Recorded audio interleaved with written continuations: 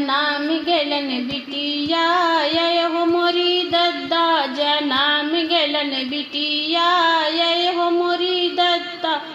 बिटिया जनाम सुनी ससु घबरैलन बिटिया जनाम सुनी ससु घबरैलन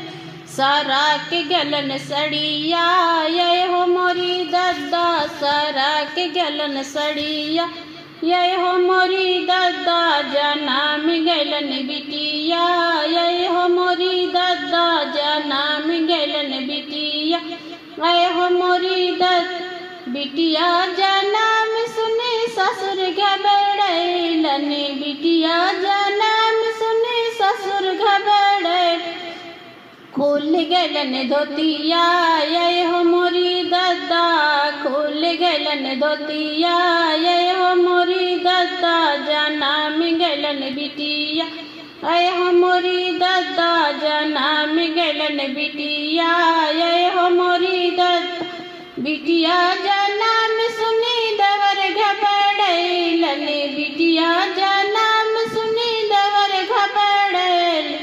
खोल गेलन पेंटवा ये हो मोरी दद्दा